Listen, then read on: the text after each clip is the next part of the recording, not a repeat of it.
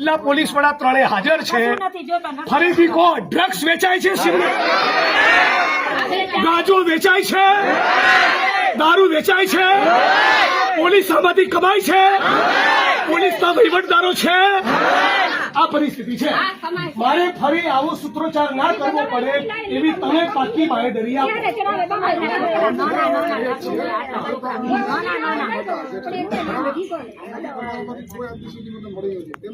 મારી પાસે રેકોર્ડ ઉપર માહિતી આ બહેનો તમે મારી પાસે પહેલી વાર આવ્યા છો, બરાબર?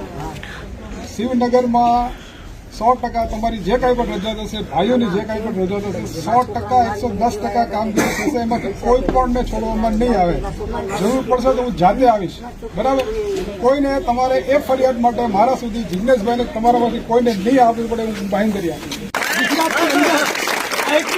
આજ ગુજરાતમાં એક પાયને અડે નહીં ને એવા પણ PSI, PI, constable, head constable અને ઇવન આઈપીએસ ઓફિસરો છે। એવું જ ચરિત્ર બનાવો ને। કેમ એવું નથી કમાણી કરવી? કેમ ધારાસભ્ય આવું પડે? મારું લોકો બી તમને તમારી જાત પર શરમ આવવી જોઈએ। આ બહેનોએ ફરિયાદ કરવી પડે। શું કરો છો આટલા ટાઈમથી? એક મિનિટ, ધૂળ પડી તમારી જવાનીમાં। આટલા બધા પુરુષો તો શું કરો છો તમે?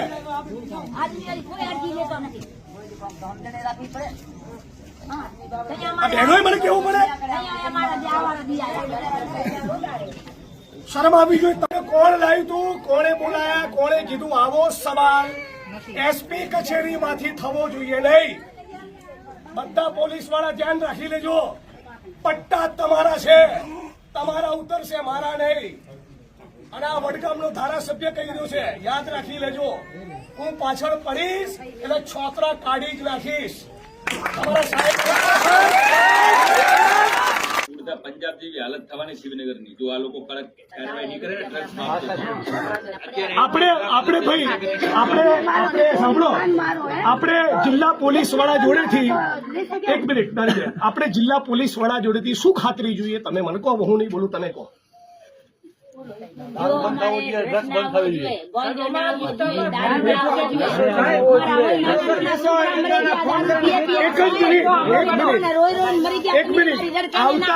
આવતા 30 દિવસ, એક મિનિટ ભાઈ, આવતા 1 તારીખે હું ફરી આટો મારીશ અને 6 ડિસેમ્બરે બાબા સાહેબ આંબેડકરની નિર્વાણ દિવસ છે, મૃત્યુતિથિ, એ દિવસે હું ફરી આવીશ। ત્યાં સુધી કોઈ પણ ખૂણામાં કંઈ પણ મળે તો આપણે જ્યાં સુધી જવાબદાર અધિકારીને સસ્પેન્ડ ના કરે ત્યાં સુધી અહીંથી ઉભા થવાનું નથી। આ તો ડિમાન્ડ અમારી વાજબી ખરશે। આટલું તમે અમને કરી, તમે અમને બાંહેધરી આપો। 100% વાત છે। છેલ્લા 1 માસમાં મેં આપને કીધું મારી પાસે રેકોર્ડ ઉપર માહિતી આ બહેનો તમે મારી પાસે પહેલી વાર આવ્યા છો, બરાબર? શિવનગરમાં 100% તમારી જે કાંઈ પણ રજૂઆત હશે, ભાઈઓની જે કાંઈ પણ રજૂઆત હશે, 100% 110% કામગીરી થશે। એમાંથી કોઈ પણને છોડવામાં નહીં આવે। જરૂર પડશે તો હું જાતે આવીશ, બરાબર? કોઈને તમારે એ ફરિયાદ માટે મારા સુધી જિજ્ઞેશભાઈને તમારામાંથી કોઈને નહીં આપવી પડે, હું બાંહેધરી આપીશ। અને તમે બધા મરી જજો। તમે બધા પુરુષો ઢાંકણીમાં પાણી લઈને ફરી કહું છું, ત્રીજી વાર મરી જજો તો ફરી બહેનો ફરિયાદ કરવી પડે તો।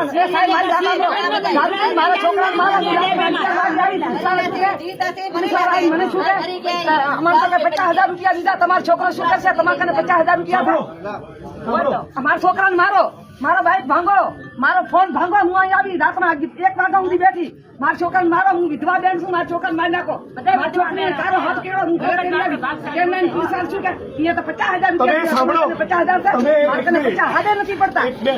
તમારામાંથી જેની બી ફરિયાદ હોય 2-4 દિવસ પછી 5 જણા જિલ્લા પોલીસ વડા શ્રીને મળી લેજો। મારી વાત સાંભળો, હું શિવનગરમાં જાતે આવીશ, તમને મળીશ, બરાબર? હું જાતે આવીશ, હું તમારું રેગ્યુલર કામ કરીશ, જાતે તમારે પણ નહીં આવવું પડે, જાતે આવીશ, તેની બાંહેધરી અને ઘણી ધમકી દે, ઘણી દારૂવાળા ધમકી દે, શું કે અમારા શંકરભાઈ ચૌધરી ચોડાવી નાખશે।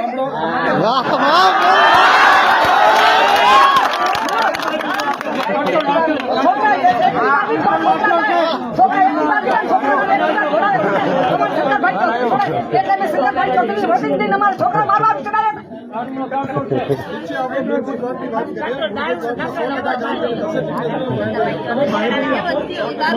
મારી એક જ રિક્વેસ્ટ છે, મારે આવું ન પડે, ફરી બહેનોએ ફરિયાદ કરવી ન પડે એવું કરીને તમે થરાદ પોલીસ સ્ટેશનમાં અને જિલ્લા પોલીસ વડા તરીકે તમારી સાથે બધું ડીલ કરો એવું અમે ઈચ્છીએ છીએ. અને બધા એક મિનિટ 11 વાગે રાતના લઈ જાય 9 વાગે લઈ જાય 10 વાગે લઈ જાય. એક મિનિટ બધા પોલીસ કર્મી મિત્રોને કહું, મને ફરિયાદ કરવા બદલ કોઈ પણ પોલીસ કર્મીએ પોતાની આંખની ભ્રમર મારા માણસ સામે ઊંચી કરવાની નથી. શું કહું છું, તું તારી બદતમીજી કેસમાં ફસાવાની વાત તો ભૂલી જજો. આંખની ભ્રમર ઊંચી કરી તો તમે છો ને હું છું. મારા જગતનું કોઈ કામ નથી લડવા સિવાય. ચૂંટણીનું રાજકારણ 1, 2 ને 3 ને બધું 1, 2 ને 3 હું લડીશ એટલે તમને યાદ કરાવીશ કે લડત કોને કહેવાય. અને તમે પણ આ 1 મહિનાની અંદર સજડબમ ચોખ્ખું ચણાક ના થાય તો આનાથી 5 ગણી સંખ્યામાં 5000 માણસો લઈને આવવાનું છે. એની તૈયારીમાં તમે રહેજો. અને એ વખતે તમે તૈયારીમાં નહીં હો તો ફરી મને યાદ કરતા નહીં. હું નવરો નથી. બરાબર, આટલું કીધું. તો આપણે વિનંતી કરીએ, અમે રજા લઈએ છીએ એ અપેક્ષા સાથે કે ફરી અમારે આવવું નહીં પડે. તારું વિજય સાહેબ બંગલા બનાવ્યા બંગલા. અને એક મિનિટ સાંભળો. એક મિનિટ ભાઈ, એક મિનિટ. હવે પોલીસને જે કહેવાનું હતું કહી દીધું તો તમે સાંભળો. એક મિનિટ. મારી સોસાયટીમાં કોઈ દારૂ વેચતું હોય તો મારી બુદ્ધિ ભ્રષ્ટ થઈ ગઈ છે કે હું લેવા જાઉં? કોઈ ઝેરની દુકાન ખોલે તો લેવા જાવ છો? એ પોલીસ ને જયારે કહું છું ત્યારે તમને મજા આવે છે. દારૂ ના અડ્ડે એમને એમ ચાલે, તમે પીતા નથી? બોલો. ગાંજો પીનારા, ડ્રગ્સ લેનારા માણસો ના હોય તો કોઈ વેચવા આવે? તમે સાંભળી લો, એક મિનિટ. તમે તમારા છોકરાઓને બી રેડી કરો. બરાબર, જો ડ્રગ્સ એટલું ખતરનાક વ્યસન છે ને, પોતાની માની ગળાની ચેન લોકો તોડી લઈ જાય છે. બરાબર, એટલે અત્યારે તાલીઓ પાડનારા લોકો તમે બી સુધરી જજો અને ચેતી જજો. આ બધી બહેનોએ ફરિયાદ કરવી પડી છે કે તમારા માટે સારું નથી. જીનું મંદિર, વડતાલ સ્વામિનારાયણ સંપ્રદાયનું મંદિર, સાળંગપુર હનુમાનનું મંદિર, સોમનાથ મંદિર અને દ્વારકા મંદિર ગુજરાતના હિન્દુ ભાઈ બહેનોની આસ્થાના પ્રતીક એવા આ મંદિરોની 2 કિલોમીટર 3 કિલોમીટરની ત્રિજ્યામાં પણ રાજ્યના ગૃહ વિભાગ અને મુખ્યમંત્રી કાર્યાલયની રેમ નજરના કારણે, રાજ્યના પોલીસ વડાની રેમ નજરના કારણે ખુલ્લે આમ છડે ચોક રાત દિવસ દારૂના અડ્ડા ચાલે છે. ગુજરાતની અનેક હજારો બહેનો, હિન્દુ બહેનો એ વિધવા બની ચૂકી છે, વિધવા થઈ રહી છે. આજે કોંગ્રેસ પાર્ટીએ ધીમાથી જન આક્રોશ યાત્રાનું રેલીનું પ્રસ્થાન કર્યું. એ દરમિયાન થરાદના શિવનગર વિસ્તારની બહેનોએ મને જાણકારી આપી કે અમે શિવનગરના લોકો ત્રસ્ત બની ચૂક્યા છીએ. પોલીસની મિલીભગતના કારણે બુટલેગરો બેફામ બન્યા છે. દારૂ તો ઘરે ઘરે ડિલિવરી દ્વારા પહોંચાડવામાં આવે છે. ફક્ત અડ્ડા નહીં, થરાદના શિવનગર વિસ્તારમાં દારૂની હોમ ડિલિવરી કરતી હોવાની મીડિયા અને એસપીની ઉપસ્થિતિમાં થરાદની બહેનોએ ફરિયાદ કરી. ઉપરાંત બહેનોએ એમ પણ કહ્યું કે અહીંયા બેફામ ડ્રગ્સ અને ગાંજો અને ચરસ પણ વેચાય છે. રાજ્યના ગૃહમંત્રી ડંફાસ મારવામાં બહુ તજજ્ઞ છે. તો એમને કહેવા માંગુ છું, તમે હમણાં એક મીડિયા કર્મીને કહેતા હતા, ક્યાંક બોલ્યા હતા તમે કે ગુજરાતમાં ક્યાંય પણ દારૂની બધી હોય તો મને મારી ધ્યાન ઉપર લાવજો. તો અહીંયા આવો ઊંધા પડો એટલે ખબર પડે કે શિવનગરની બહેનોને તમે કેટલી રંજાડી છે. હવે જિલ્લા પોલીસ વડાએ આજે બાહેધરી આપી છે કે આવનારા ટૂંક સમયમાં ફરી તમારે જિગ્નેશભાઈ અહીંયા ફરિયાદ માટે આવવું નહીં પડે, ફરી બહેનોએ ફરિયાદ કરવી નહીં પડે. ફરી જો મારે અહીં આવવું પડશે તો આનાથી વધારે ઉગ્ર સ્વરૂપ ધારણ કરીશ.